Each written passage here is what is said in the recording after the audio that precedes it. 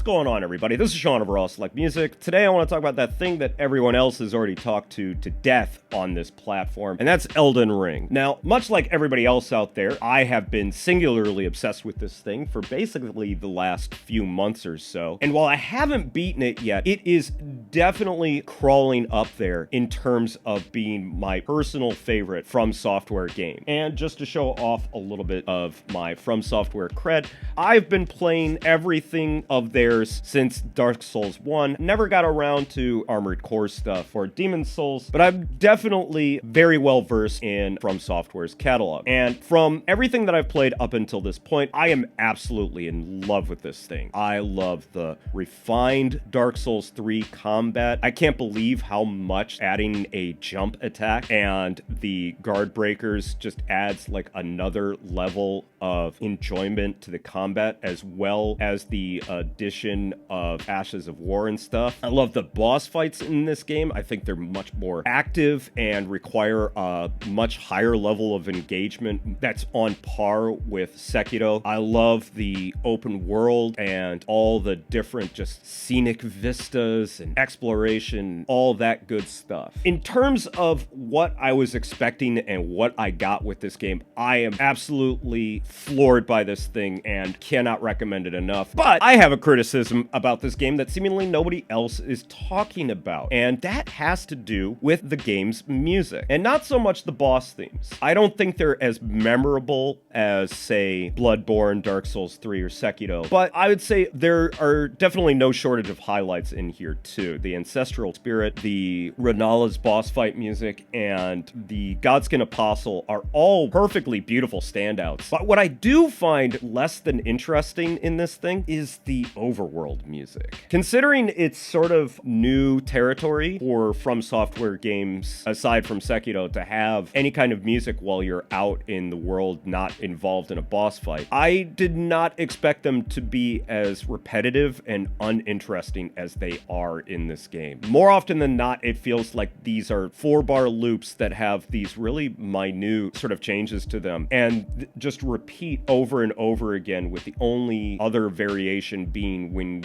you're in a combat encounter and when you're not. And ultimately, I've found them to sort of drag me out of the overall gameplay experience. Specifically, some of the catacomb stuff, which on paper is fine because it's supposed to have this creepy, uneasy atmosphere. But more often than not, I just find it to be really, really droney and not all that interesting. So why even bring this up in the first place? Well, because there was another game that came out in 2018 that was kind of the precursor to Elden Ring, and I think it did the overworld music way better than Elden Ring did. And that game is Ashen. If you've never played Ashen, it was a small studio game that basically did the open world Dark Souls thing first. It's nowhere near the level of quality of Elden Ring in basically every regard, except its background music is otherworldly exceptional. I'd want you, just for sake of argument, to listen to these two pieces. This is some background music from Elden Ring. And this is some background music from Ashen.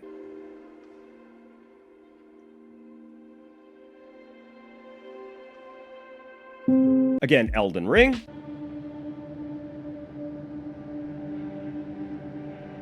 Ashen.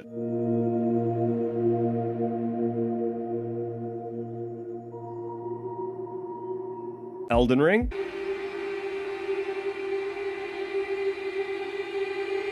Ashen.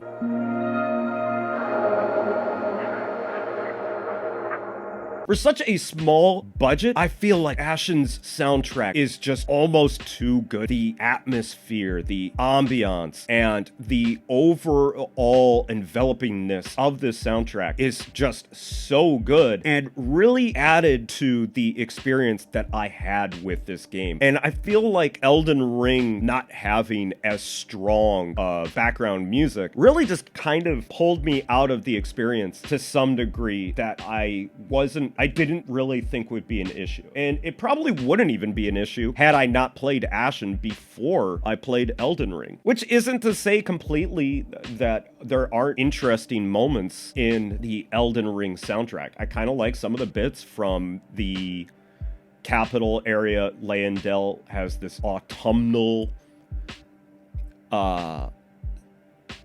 sorrowfulness to it that I really liked.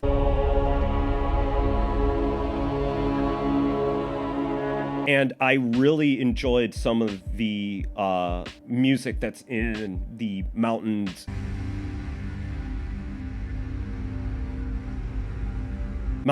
of the Giants and the consecrated snowfield.